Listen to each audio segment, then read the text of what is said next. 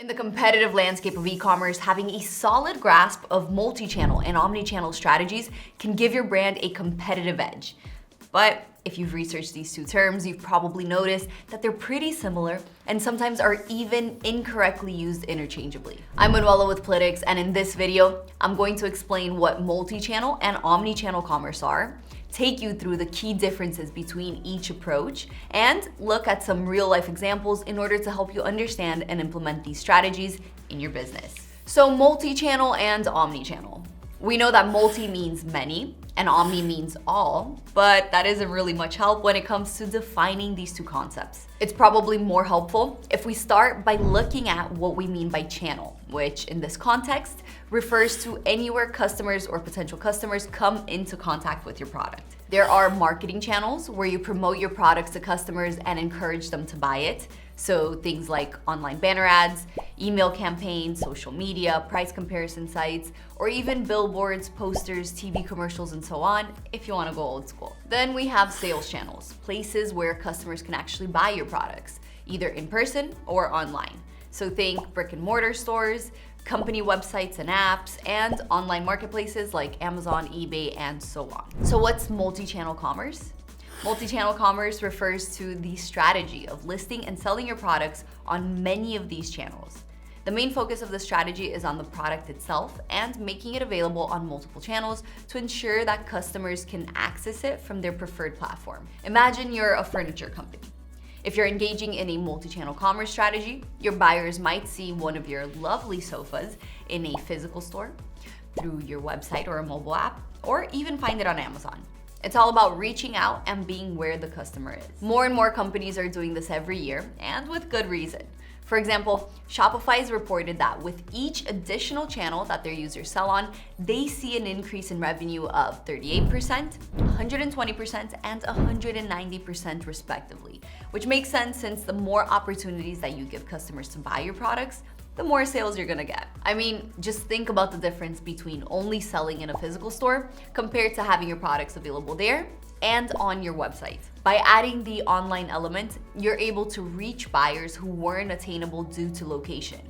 Now, if you add Amazon on top of that, you'll be reaching even more potential buyers who didn't know your brand name and so couldn't find you by location or through your own website, but we're looking for products on Amazon, which just happens to be more convenient for them. Add other channels into the mix too, and boom. Omnichannel commerce, on the other hand, refers to the strategy of aiming to create a seamless, connected customer experience across the different sales channel that a company sells from. It puts the focus squarely on the customer. By connecting all of these channels, making sure that they're fully integrated with one another and that customer data is constantly shared between them, an omni-channel commerce strategy can give customers a consistent experience across all platforms with the goal of making their shopping experience as easy and enjoyable as possible, no matter how or where people choose to interact with the brand. So what does this actually mean in practical terms? When shopping with a brand using a genuine omni-channel strategy, the biggest difference that a consumer will notice is that no matter where they are or how they connect, that brand will know that they're the same person, at least when they're on a channel that's controlled by the brand in question. Things can get a little bit more complicated when you try and fully integrate third-party marketplaces, but we'll talk more about that later. Remember that lovely sofa we mentioned earlier? Imagine that this time, a consumer first sees it in a sponsored post while scrolling Instagram rather than in your showroom.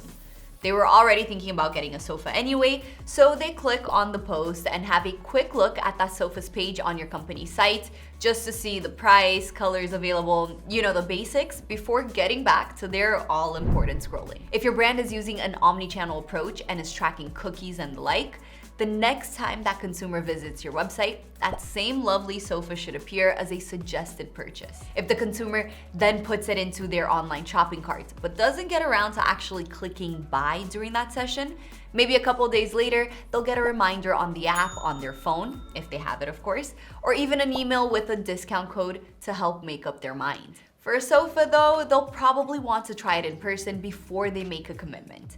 So after checking the app to make sure that it's in stock in their nearest store, off they go to your company's brick and mortar showroom. Thanks to your omni-channel strategy, once they're there, the salesperson can immediately see that they've been looking at a particular sofa online and show it to them in person directly while even applying that discount that you previously sent them without them having to ask. Everything's connected. Now that we know the basics of what multi-channel and omni-channel commerce are, let's dig a little deeper into how they differ by looking at the key aspects involved in these strategies. Like I said, multi-channel commerce is all about making your products available via multiple channels. When getting started with multi-channel commerce, businesses often treat each channel as a separate entity, with each one having its own processes, systems, and customer experience. This allows them to customize and optimize each channel according to whatever's most effective and likely to increase sales in that particular channel. However, this can lead to inconsistencies and frustrations for customers when they switch between channels, along with the possibility of inventory management issues if different sales channels aren't communicating with each other as well as they should. Omnichannel commerce makes a lot of effort to avoid these issues. Omnichannel is about giving customers a consistent experience no matter where they shop with a company.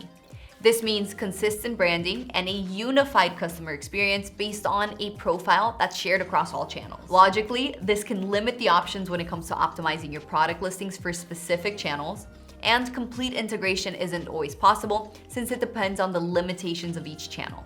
I mean, think about it.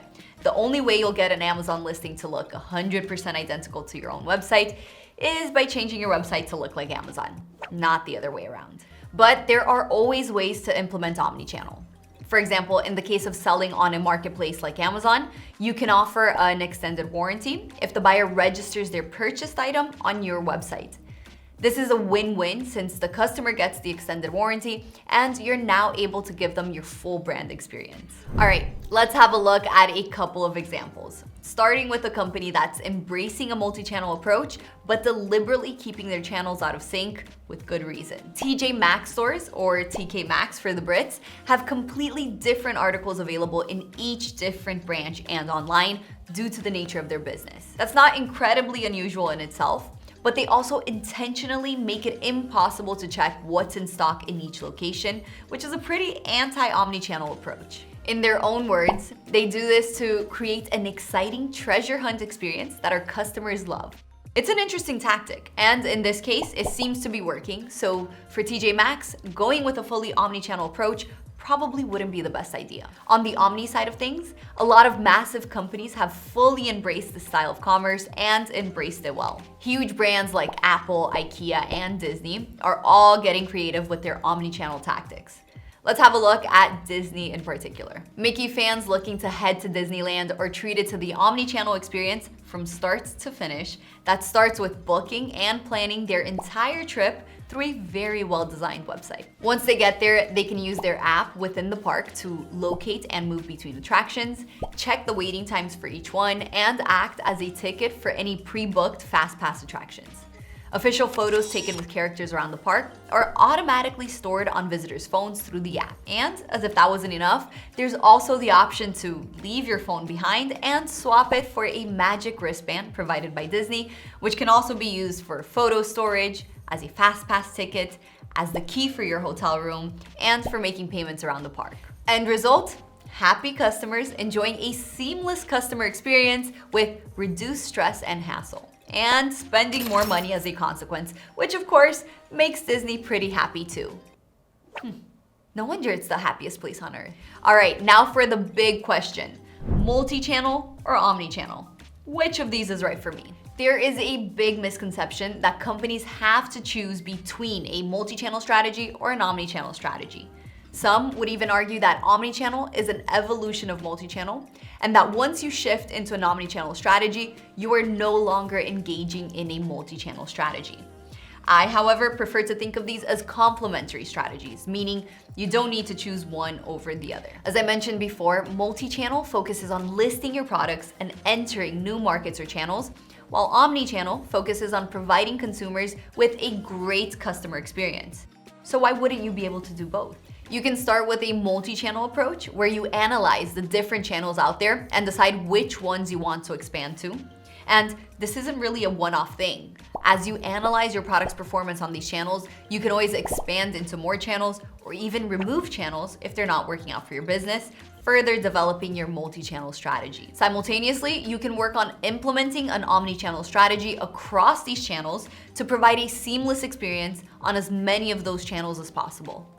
It's important to remember that going multi-channel doesn't necessarily mean expanding into all channels, the same way that going omni-channel doesn't necessarily mean you'll need to fully integrate and standardize everything across the board. As with everything, it really depends on your company's priorities and the limitations of each platform. Either way though, whether you're going omni-channel or just multi-channel, it's vital to understand customer preferences and behavior across all of your different channels and make sure that your brand stays consistent everywhere you sell, even if you do have to adapt it a bit for different channels. At the end of the day, whatever strategy you choose for your channels, there are various types of software that can help you implement and manage all of the data involved.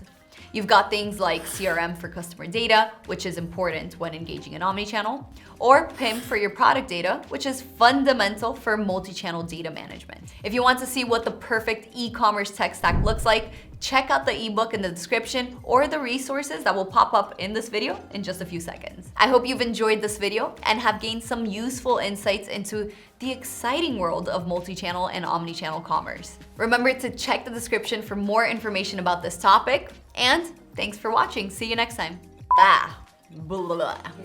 Es que lo leí ahora con la cafeína, lo leí demasiado rápido.